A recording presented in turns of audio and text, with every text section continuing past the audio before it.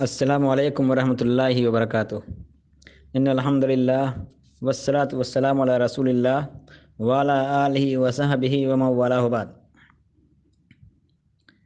شریعت diploma course کے درس فقہ میں آپ کا پھر سے استقبال ہے۔ آج ہم ایک نیا مسئلہ لے کر حاضر ہوئے ہیں، اور وہ ہے حائضہ عورت اور جنبی مرد عورت کے لیے قرآن مجید پڑھنا کیسا ہے۔ اس سلسلے میں صحیح بات یہی ہے کہ ان کے لیے قرآن مجید پڑھنا حرام نہیں ہے بلکہ مکروہ ہے۔ نہ پڑھیں زیادہ بہتر ہے، اگر پڑھ لیں تو کوئی حرج نہیں۔ امام بخاری رحمۃ اللہ علیہ عبداللہ بن عباس رضی اللہ تعالیٰ عنہما سے روایت کرتے ہیں کہ انہ لم یرا فی القراۃ للجم باسا، کہ وہ جنبی کے لیے قراءت قرآن میں کوئی حرج نہیں سمجھتے تھے۔ اسی طرح سے امام بخاری رحمۃ اللہ علیہ کی ایک حدیث ہے،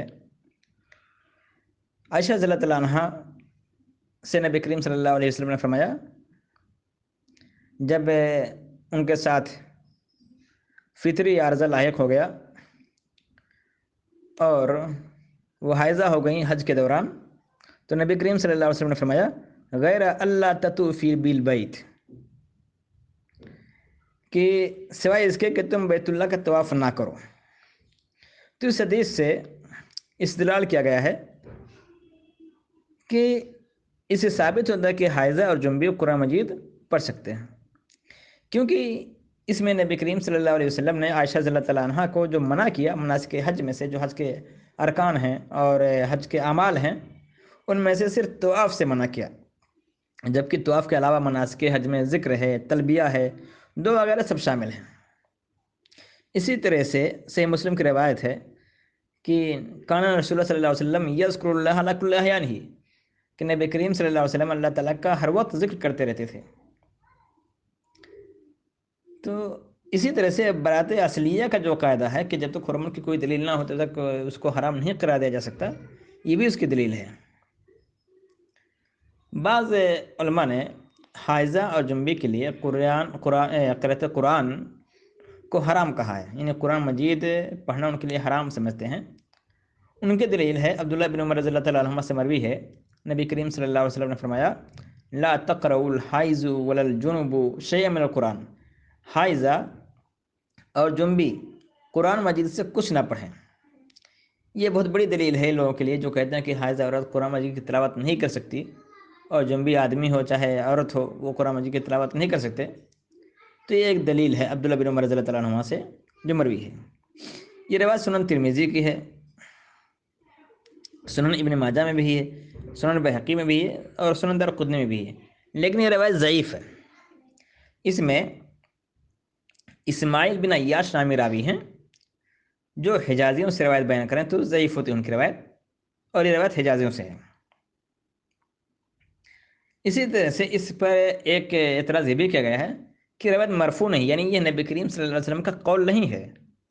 بلکہ یہ عبداللہ بن عمر رضی اللہ تعالیٰ عنہما کا اپنا قول ہے، ان کا اپنا فتویٰ ہے، جسے راوی نے غلطی سے نبی کریم صلی اللہ علیہ وسلم کی طرف منسوب کر دیا ہے۔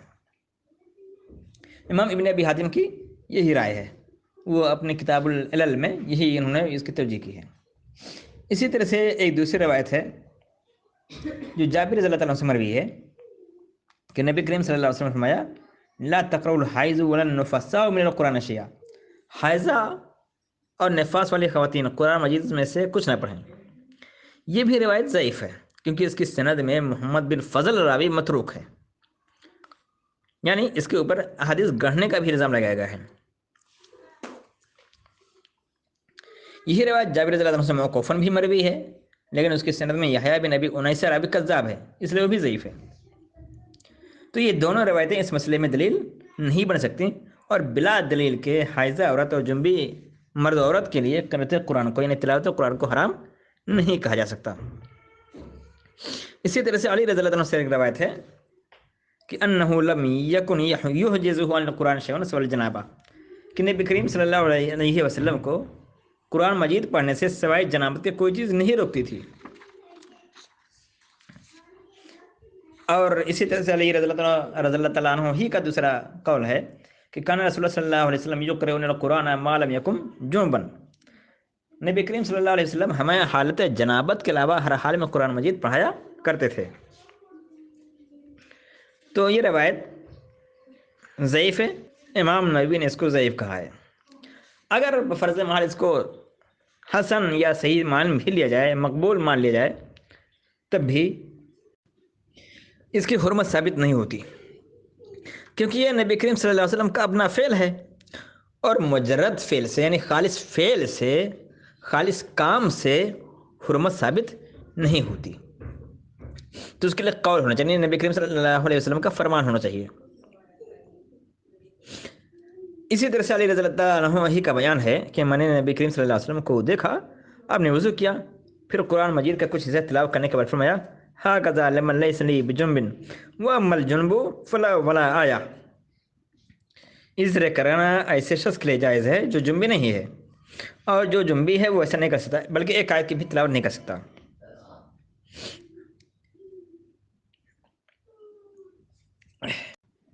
یہ روایت بھی ضعیف ہے، لہذا اس سے استدلال نہیں کیا جا سکتا۔ تو بہرحال مختصر یہ کہ جنبی یا حائضہ کے لیے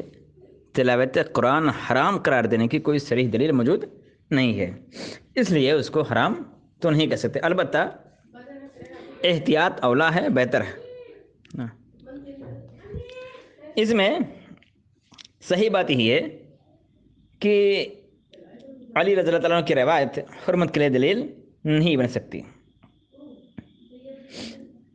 تو راجح یہی ہے کہ حائضہ اور جنبی کے لیے کرتے قرآن کی حرمت ثابت نہیں ہوتی، کیونکہ حرمت کے اس بات میں پیش کی جانے والی تمام روایات یا تو ضعیف ہیں یا ان میں حرمت کا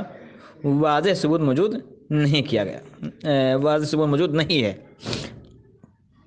البتہ یہ مکروہ ہے، اس میں کراہت ضرور موجود ہے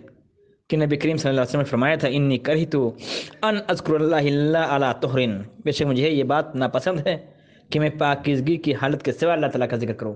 چونکہ نبی کریم صلی اللہ علیہ وسلم کو حالت طہارت کے علاوہ اللہ تعالیٰ کا ذکر کرنا ناپسند تھا، اس لیے مکروہ ہے، اس میں کوئی شبہ نہیں ہے۔ اسی سے ملحق ایک اور سوال کہ کیا حائضہ عورت اور جنبی قرآن مجید پکڑ سکتے ہیں؟ عائشہ رضی اللہ تعالیٰ عنہ بیان کرتی ہیں کہ نبی کریم صلی اللہ علیہ وسلم نے فرمایا ناولینی الخمرہ من المسجد، مجھے مسجد سے مسلح پکڑوا دو،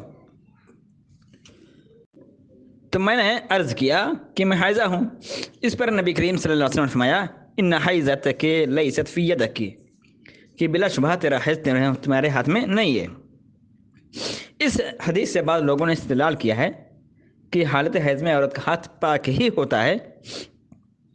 لہذا قرآن پکڑ سکتی ہے، لیکن راجح بات یہی ہے کہ ایام ماہواری میں عورت اور حالت جنابت میں مرد و عورت دونوں قرآن مجید نہیں پکڑ سکتے، جیسا کہ ہم نے اس سے پہلے ایک درس میں بیان کر دیا ہے۔ تو آج کے دن بس اتنا ہی، وآخر دعوانا ان الحمد للہ رب العالمین، والسلام علیکم ورحمۃ اللہ وبرکاتہ۔ السلام علیکم ورحمۃ اللہ وبرکاتہ۔ محترم سامعین و سامعات،